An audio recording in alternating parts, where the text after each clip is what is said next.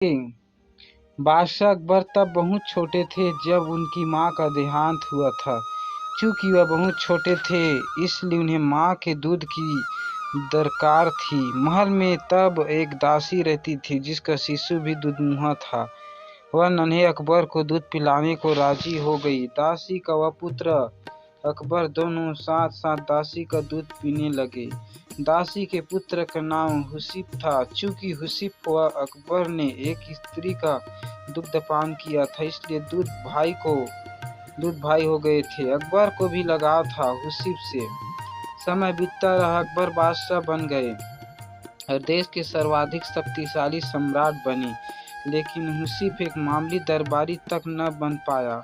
उसकी मित्रता जुआड़ी के साथ थी और कुछ ऐसे लोग भी उसके साथी थे जो पैसा फिजूल बहाया करते थे। एक समय ऐसा आया जब हुसीब के पास 2 समय के भोजन के लिए भी पैसा पास न था। लोगों ने तब उसे बादशाह के पास जाने को कहा। हुसीब ने बादशाह अकबर के पास जाने की तैयारी शुरू कर दी। हुसीब के दरबार में पहुंचते ही बादशाह ने उसे ऐसे गले लगाया जैसे उसका सगा भाई ही हो।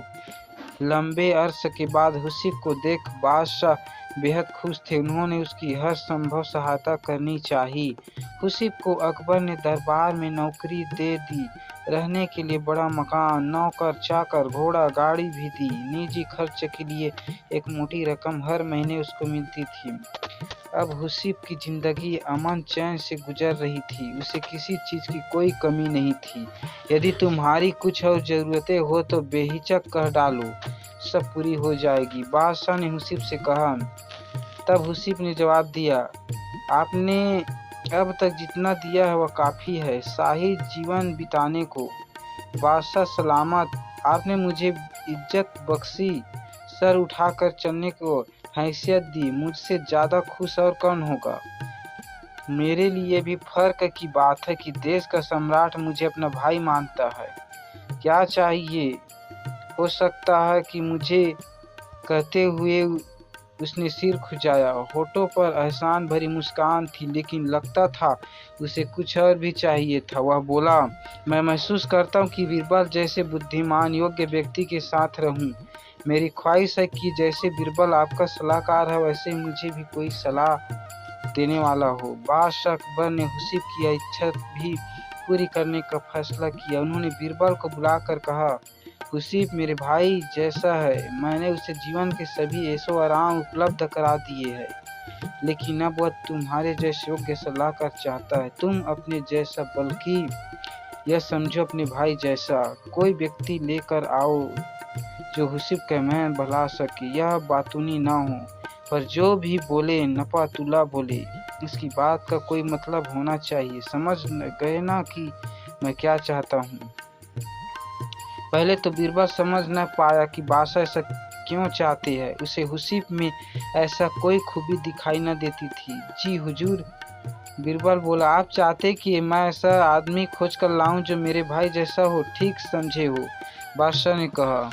अब बीरबल सोचने लगा कि ऐसा कौन हो सकता है जो उसके भाई जैसा हो। हुसीब भाग्यशाली है जो बादशाह उसे अपना भाई मानते हैं और उसे सारे ऐशो आराम उपलब्ध करा दिए हैं। लेकिन बीरबल के हुसीब की यह मांग जची नहीं कि उसके पास भी बीरबल जैसा सलाहकार हो। बादशाह बेहद सम्मान करते थे बीरबल का और बीरबल भी बादशाह पर जान छिड़कता था। लेकिन हुसीब तो इस लायक कतई नहीं था। अब बीरबल सोच रहा था कि समस्या को हल कैसे किया जाए। तभी पास की पशुशाला से सांड के रंभाने की आवाज आई। बीरबल तुरंत खड़ा हो गया। आखिरकार उसे अपने भाई जैसा कोई मिल ही गया था। अगले दिन उस सांड के साथ बीरबल महल में जाकर अकबर के सामने खड़ा हो गया। तुम अपने साथ इस सांड को लेकर यहाँ क्यों आए हो? बीरबल, अकबर ने पूछा। यह मेरा भाई है। बादशाह सलामत, बीरबल बोला। हम दोनों एक ही माँ का दूध पीकर बड़े हुए हैं।